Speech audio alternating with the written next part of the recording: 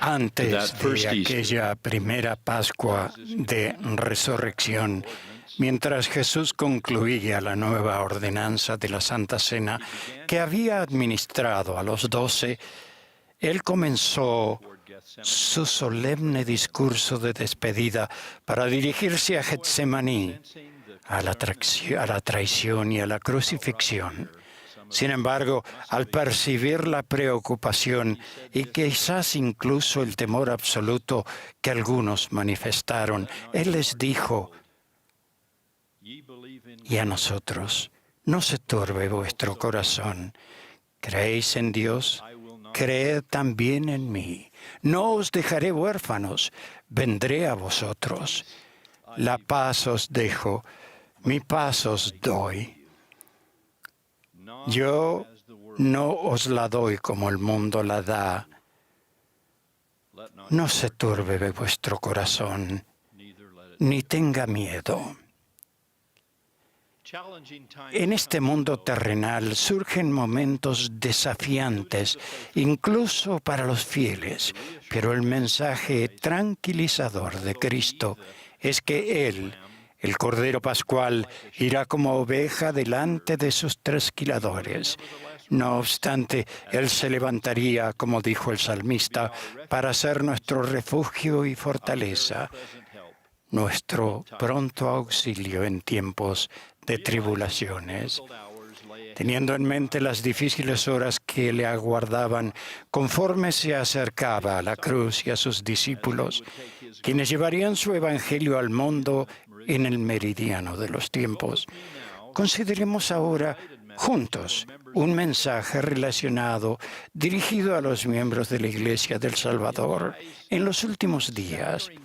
Se encuentra en el sorprendente número de versículos del Libro de Mormón dedicados a conflictos de uno u otro tipo, desde el comportamiento constantemente desagradable de Lamán y Lemuel hasta las batallas finales que involucraron a miles de soldados. Una de las razones obvias de tal énfasis en la guerra es que, dado que el Libro de Mormón fue escrito para una audiencia de últimos días, estos autores nos advierten que la violencia y los conflictos serán una característica distintiva en los últimos días. Por supuesto que mi teoría acerca de la contención de los últimos días no es muy original. Hace casi 2000 años, El Salvador advirtió que en los últimos días habría guerras y rumores de guerra, y más tarde agregó que la paz sería quitada de la tierra.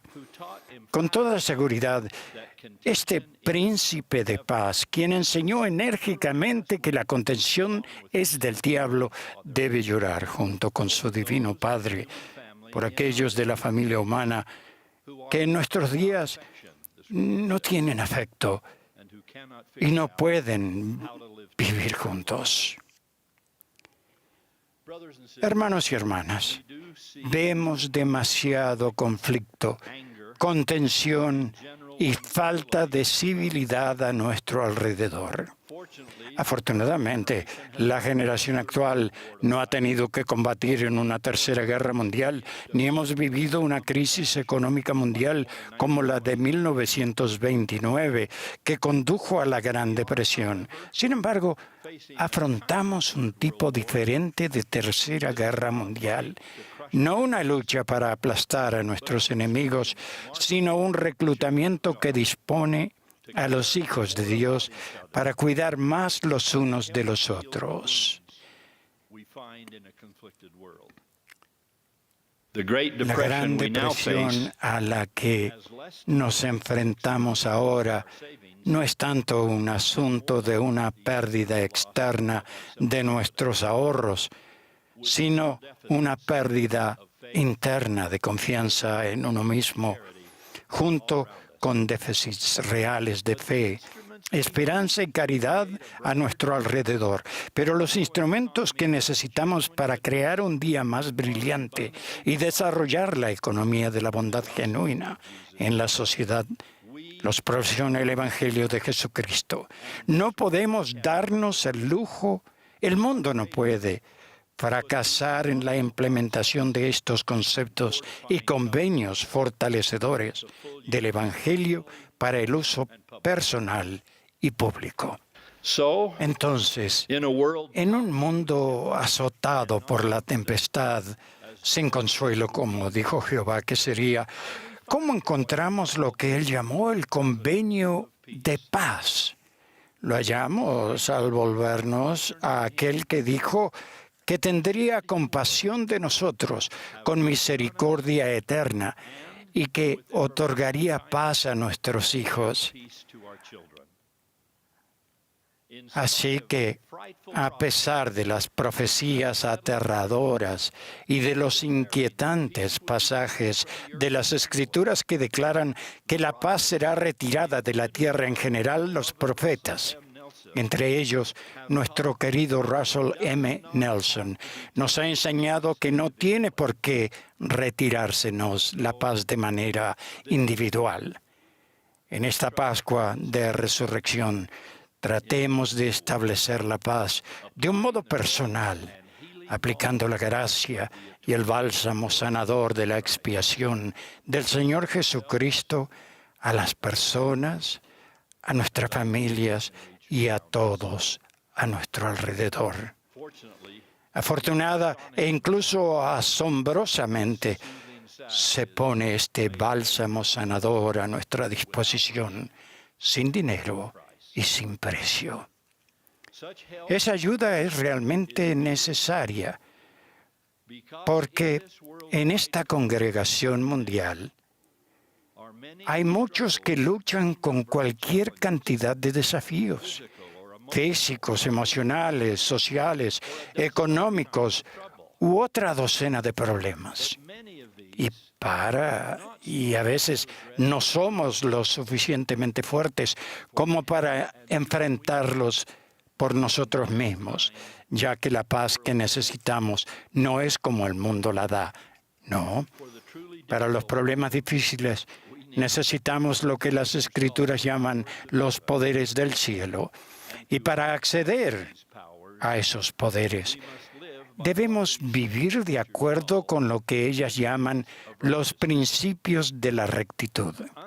Entender esa conexión entre los principios y el poder es la única lección que la humanidad nunca parece aprender, dice el Dios del cielo y de la tierra.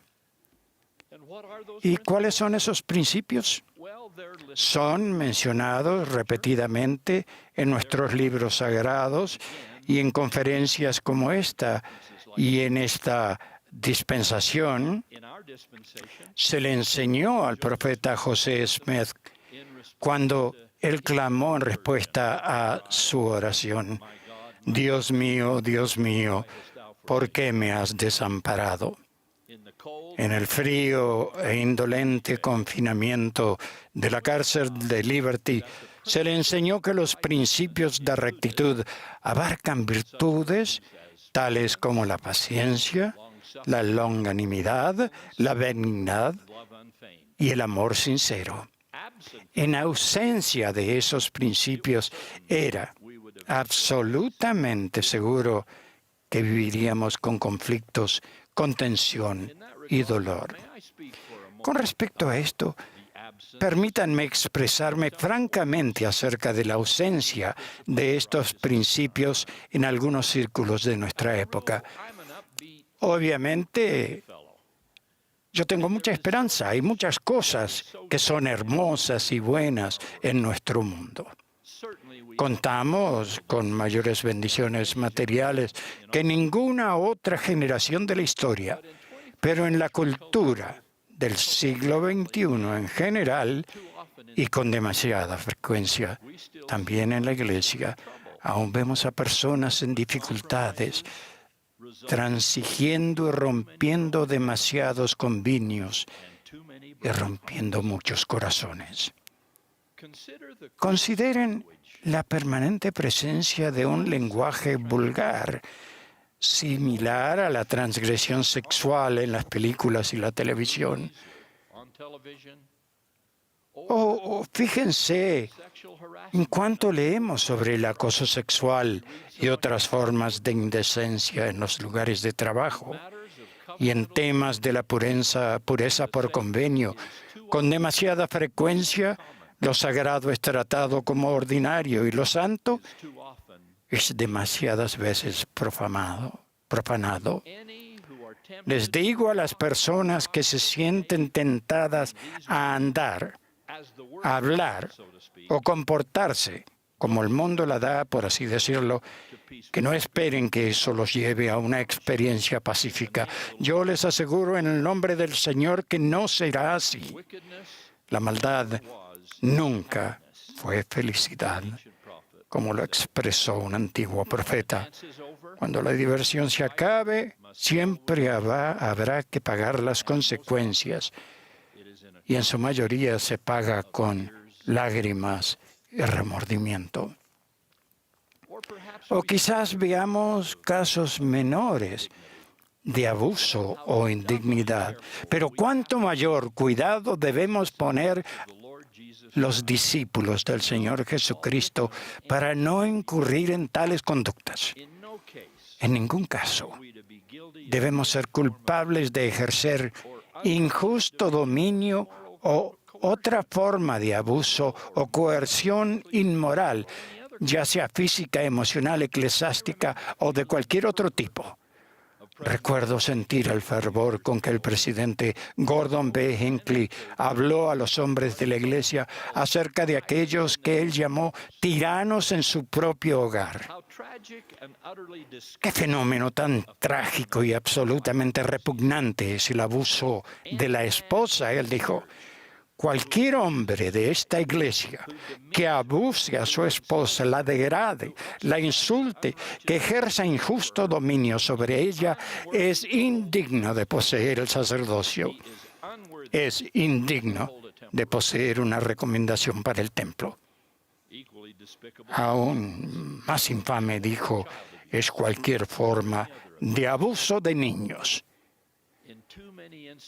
En muchas oportunidades, otros hombres, incluso niños fieles de la Iglesia, pueden incurrir en la falta de hablar de manera poco amable, incluso destructiva, a aquellos con los que pueden estar sellados por una ordenanza sagrada en el templo del Señor. Todas las personas tienen el derecho de sentirse amadas, en paz, y encontrar seguridad en el hogar. Por favor, que todos nos esforcemos por mantener allí esa clase de ambiente. La promesa por ser clase de pacificadores es que tendrán el Espíritu Santo como compañero constante y las bendiciones fluirán hacia ustedes sin ser compelidas para siempre, jamás. Nadie necesita una lengua mordaz ni palabras descorteses para cantar la canción del amor que redime. Deseo concluir donde comencé. Mañana es Pascua.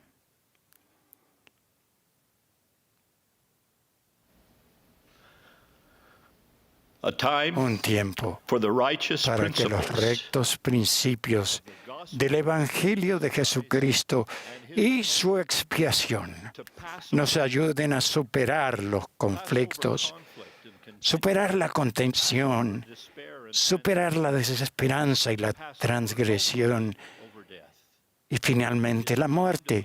Es un tiempo para prometer total lealtad en palabras y hechos del Cordero de Dios, quien llevó nuestras enfermedades y sufrió nuestros dolores.